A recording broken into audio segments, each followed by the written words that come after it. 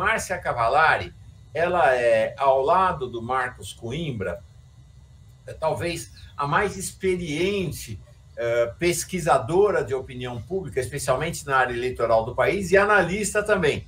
Ela era uma super líder do Ibope. Quando o Ibope acabou, que o Ibope vendeu a área de opinião pública, ou extinguiu a área de opinião pública dele, só faz hoje pesquisa de mercado, a Márcia, com toda a equipe técnica e diretores do Ibope, montou o IPEC. Tá? E tanto ela quanto o Marcos Coimbra, acho que são os mais experientes analistas de política do país. Ela deu uma entrevista para o Globo, foi publicada hoje, com destaque, no qual ela diz, basicamente, Bolsonaro está perdendo o eleitorado pobre para Lula, quer dizer, o eleitorado pobre está voltando às origens, está voltando para Lula, primeiro. Segundo, Moro e terceira via são quase inviáveis. Ela diz o seguinte nessa reportagem. Então, sobre os eleitores pobres, é isso, vou resumir, é isso que eu falei. Estão voltando para as suas origens, estão voltando para casa, para Lula.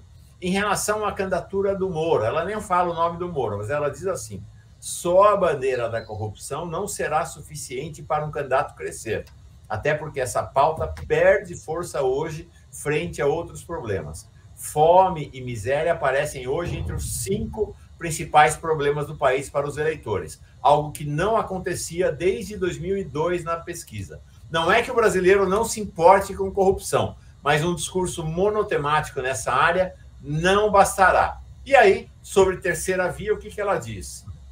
Estou lendo exatamente o que ela falou para o Globo, tá? O desafio atual da terceira via, que não é simples, é ter votação mais alta do que Bolsonaro. Vamos supor que o mínimo dele seja 19%, que é hoje seu patamar de aprovação. Então, esse candidato da terceira via teria que ultrapassar esse número. Só que, somados, todos os outros candidatos marcaram 17% na pesquisa de dezembro. E há pouco espaço para aquecer no eleitorado, que vota em branco ou nulo, porque hoje está em apenas 9%. O principal tema da entrevista da Márcia Cavallari ao Globo é a fome e a miséria. Não é? E ela diz que a pauta de temas relevantes para a próxima eleição mudou e voltou a ser fome e miséria, estão entre os 5 primeiros itens das preocupações do brasileiro. A corrupção já não está mais entre esses itens mais, vamos dizer assim, que chamam mais a atenção do eleitor. Fome e miséria. Implicitamente ela está dizendo assim, Lula cresceu sobre Bolsonaro, retirando os votos da base eleitoral do Bolsonaro, porque Lula representa uma resposta aos problemas crescentes da fome. Aí eu dou uma respirada depois que eu falo fome, porque precisa dar ênfase nesse tema.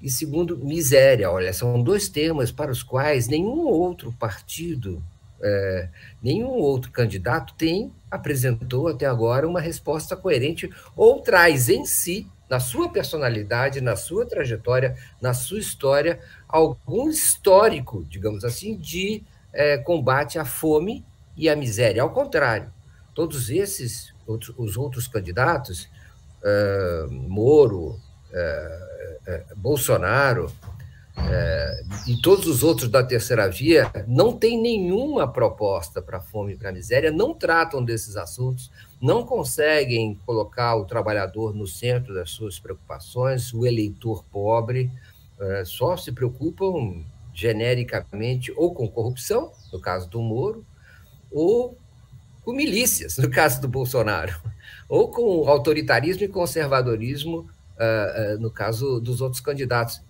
Há uma questão, então, que já estabelece a dinâmica da próxima eleição. Num polo estará Luiz Inácio Lula da Silva e parece no polo positivo da resposta às carências do povo brasileiro, enquanto os outros perdem, Bolsonaro perde eleitor por causa da falta de respostas a essa temática.